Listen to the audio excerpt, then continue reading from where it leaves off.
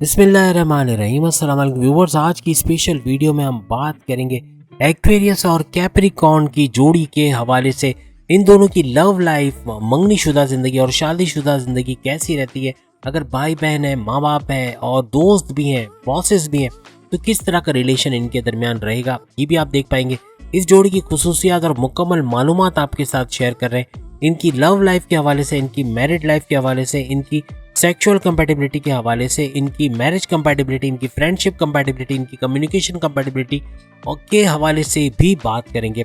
और साथ में आखिर में एडवाइस भी देंगे जिससे ये अपने रिलेशन को मजीद मजबूत कर पाएंगे। आप तमाम से रिक्वेस्ट है, चैनल को लाइक करें, सब्सक्राइब करें, व्हाट्सएप ग्रुप में शेयर करें और बेल आइकन को जरूर क्लिक करें ताकि आने वाली हर वीडियो सबसे पहले आप देख सकें। सबसे पहली बात, खुशखबरी तो नहीं है, लेकिन ये है कि इस जोड़ी को रब ने बना दी जोड़ी बनाया जा सकता है।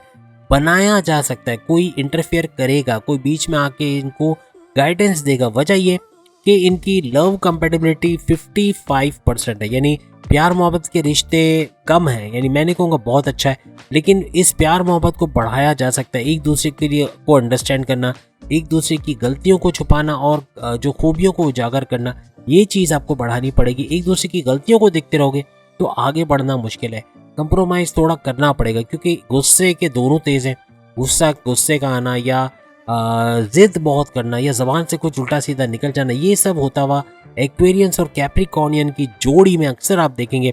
तो ये रिकमेंड किया जाता है कि अगर ये जोड़ी नहीं बनी है तो ना बनाए तो ज़्यादा बेहतर है। और अगर बन चुकी है, इनकी मंगनी हो चुकी है, अब आप शादी की तरफ जा रहे हो और उसको रिवर्स बैक नहीं कर सकते, शादी करना ज़रूरी है और शादी करवा रहे हैं, तो फिर माँ बाप को एक ही एडवाइस देंगे कि माँ बाप इस जोड़ी को बहुत ही ज़्यादा क्लोज होके देखना है आपको।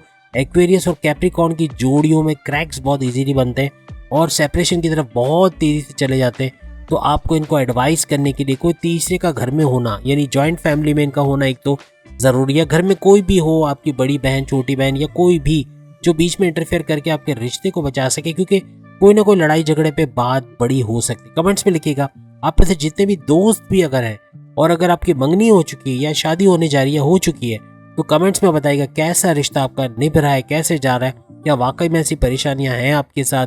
तो एक्वेरियस और कैप्रिकॉर्नियन की बड़ी नाजुक जोड़ी होती है और लव कंपैटिबिलिटी के साथ बाकी रिश्ते भी बढ़ते चले जाएंगे। सेक्सुअल कंपैटिबिलिटी बहुत कम है, बिलो एवरेज 24 to 25% और 25% तो कुछ भी नहीं है, बहुत ही कम है। और ये सेक्सुअल कंपैटिबिलिटी का कम होना, इनकी मैरिज कंपैटिबिलिटी ओनली 30% रह जाती है। लॉन्ग टर्म पे खींचना इसको बड़ा मुश्किल है, इसको सस्टेन करना, लंबा अरसे तक रखना कोई तीसरा ज़रूर चाहिए। इनकी लड़ाई झगड़ों को शांत करना, ठंडा करना, इनको ठंडा करना और बात को नॉर्मलाइज करना, इसके लिए कोई तीसरे का, कोई थर्ड पार्टी का होना बहुत ज़रूरी है। आपस में सलाह मशवरा करके रह सकते हैं ये लोग अगर चाहे तो। वजह ये एक चीज़ अच्छी इनके अंदर है कि इनकी फ्रेंडशिप कंपैटिबिलिटी बहुत अच्छी है। एज अ फ्रेंड ज़रूर लिखिएगा कि फ्रेंड्स कैसे हैं एक्वेरियस और कैप्रिकॉर्नियंस। आप लोग बहुत अच्छे फ्रेंड हैं, एक दूसरे का ख्याल रखने वाले, एक दूसरे की मुश्किल में काम आने वाले, किसी तीसरे को एक के खिलाफ बोलने ना देने वाले, यानी हर तरह से अपने फ्रेंड को प्रोटेक्ट करने वाले, उसके कमियों को ना देखते हुए उसकी खूबियों को देखने वाले, हर लिहाज से पावरफुल किस्म का ये रिश्ता बनता है। तो फ्रेंडशिप कंपैटिबिलिटी बहुत अच्छी है। अगर ये फ्रेंडशिप आपके कपल के तौर पे, यानी मंगनीशुदा ज़िंदगी या शादीशुदा ज़िंदगी में भी देखा जाए, तो एक बेहतरीन कपल बन सकता है। यानी ये रब ने बना दी जोड़ी बनाई जा सकती है, जो हमने शुरू में भी आपसे कहा कि बन सकती है अगर ये अपनी फ्रेंडशिप को बूस्ट कर दें। अगर इनके आप में से जो इनके पेरेंट्स हैं, भाई बहन हैं, अगर इनकी फ्रेंडशिप्स को आप बढ़ाते चले जाओ, आप खुद कुछ ऐसे हालात पैदा करो कि इनकी दोस्ती और मज़ीद बढ़ जाए, तो फिर इस जोड़ी को तोड़ने वाला कोई पैदा नहीं हो सकेगा या कोई तोड़ नहीं पाएगा, कोई क्रैक्स नहीं डाल सकेगा, इनको अलग नहीं कर पाएगा। लेकिन याद रखिएगा, फ्रेंडशिप कंपैटिबिलिटी का मज़ीद बढ़ना चाहिए। 75% अच्छा है और एज अ फ्रेंड ये बहुत अच्छे दोस्त भी बन सकते हैं। साथ ही साथ कम्युनिकेशन कंपैटिबिलिटी भी नॉट बैड, 67 to 70% और 70% 70% कम्युनिकेशन कंपैटिबिलिटी का होना, हर लड़ाई झगड़े का ये आपस में बैठ के सॉल्यूशन कर सकते हैं, इनके अंदर कैपेबिलिटी है। लेकिन नहीं करें, अगर इग्नोर करें एक दूसरे को और बातों को दिल पे लेके रूठना मनाना ज़्यादा हो जाए और मैं के चली गई वाइफ या हस्बैंड जब कांटेक्ट से नो कांटेक्ट सिचुएशन में आ गए और आपस में कोई कांटेक्ट ही नहीं हो रहा और पैकअप से पैचअप वाला जो सिचुएशन लाना है तो थर्ड पार्टी को आना पड़ेगा, या इनकी कम्युनिकेशन कंपैटिबिलिटी काम आएगी। अगर हस्बैंड खुद कंप्रोमाइज़ करके वाइफ को फ़ोन करती है या वाइफ खुद कंप्रोमाइज़ करके घर आ जाती है या हस्बैंड से कांटेक्ट में रहती है, तो ये अच्छा रहेगा।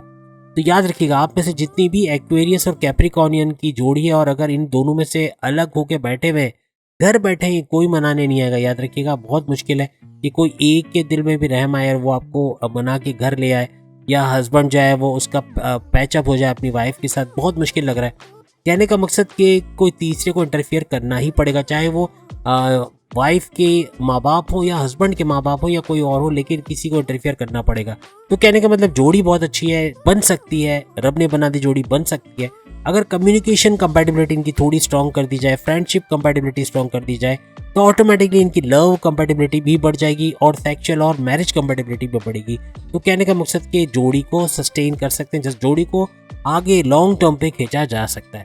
तो उम्मीद है आज की वीडियो आप तमाम को पसंद आएगी। चैनल को लाइक, सब्सक्राइब और शेयर कीजिएगा। अपनी जोड़ी के बारे में वीडियो देखना चाहते हो, सामने लिंक आता है 12 के 12 जोड़ियों की वीडियोस इसके अंदर मौजूद है, आप देख पाओगे।